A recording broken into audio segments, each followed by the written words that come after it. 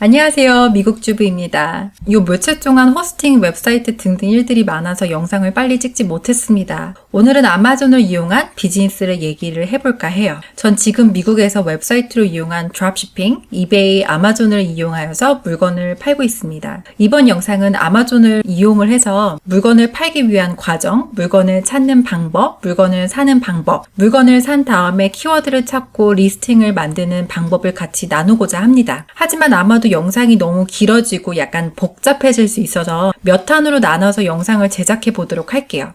구독 눌러주시고 다음 영상도 확인을 해주세요. 아마존에서 물건을 파는 방법은 두 가지가 있어요. 아마존 프라임을 사용하는 것과 사용하지 않는 것입니다. 쉽게 설명하자면 아마존 프라임을 사용하기 위해선 물건을 파는 셀러인 제가 아마존 창고로 대량으로 물건을 보내면 누군가 제 물건을 살 때마다 매년 아마존 프라임을 사용하는 고객들에게는 이틀 공짜 배송 옵션이 주어집니다.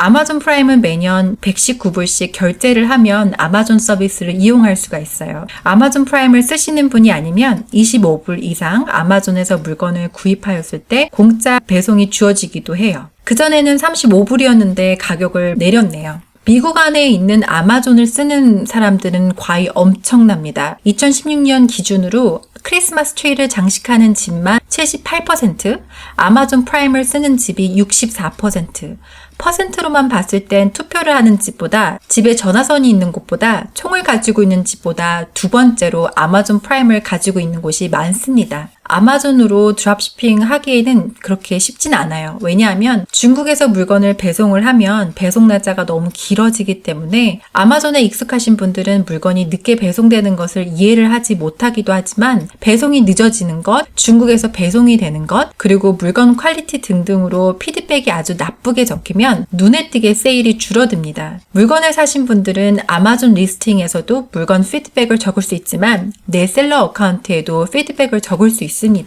당연히 이 모든 피드백은 누구나 쉽게 찾아보고 읽을 수 있습니다. 만약에 안 좋은 피드백이 적히면 아마존에 연락을 해서 지워달라고 요청을 할 수 있어요. 전 이런 일이 있었어요.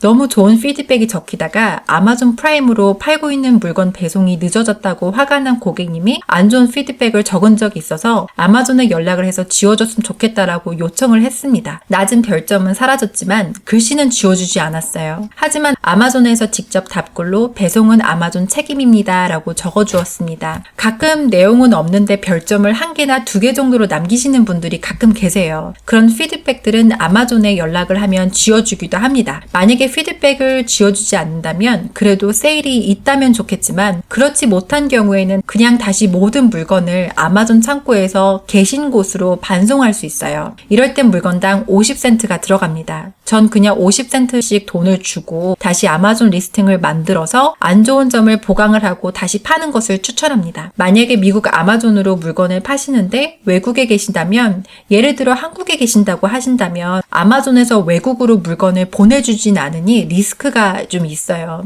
전 그래서 물건을 아마존 창고로 보낼 때 될 수 있으면 많은 양을 보내는 것을 추천하지 않습니다. 아마존은 물건을 파는 저희들에게는 많은 옵션이 없어요. 무조건 아마존 법에 따라야 합니다. 드롭시핑을 하였을 때 바이어에게 물건을 보내는 배송 속도가 계속 늦어지게 되면 셀러 어카운트가 정지가 될 수 있어요. 한 달에 늦게 보낼 수 있는 정도 것이라는 게 있는데요. 근데 그거는 아마존 셀러 어카운트에 들어가시면 퍼센트로 보여집니다. 크리스마스 시즌에 한창 물건을 팔았을 때 아마존 창고로 물건도 보냈지만 드롭시핑으로 티셔츠 앞에 디자인을 하고 제3자 회사를 이용해서 프린팅을 해서 배송을 했었던 적이 있었어요. 이때 배송 속도가 아마존 기준보다 너무 느려서 빨간 워닝이 계속 떴었습니다. 결국엔 좋게 다 마무리가 되었고 그렇게 저는 2018년 크리스마스를 보냈습니다. 아마존을 이용해서 드롭시핑도 좋지만 꼭 생각하셔야 할 것은 빠른 배송, 낮은 가격, 좋은 퀄리티 제품을 제공을 해야 오랫동안 아마존 셀러 어카운트를 문제없이 사용할 수가 있어요. 인터넷에서 조금만 찾아보시면 아마존 어카운트가 여러 가지 이유로 금지가 되는 것을 찾아볼 수 있습니다. 그 중에서는 다시 어카운트를 찾아 물건을 팔기 시작하시는 분들도 많지만 그렇지 않은 분들도 정말 많아요. 제가 다음 기회가 된다면 다시 아마존 어카운트를 여는 방법에 대해서 다뤄보도록 할게요. 아마존의 물건을 아직 팔아보시지 않으셨다면 아마존 프라임으로 팔 때 요금에 대해선 다른 영상으로 만든 것이 있어요. 그걸 곧 따로 올리도록 할게요.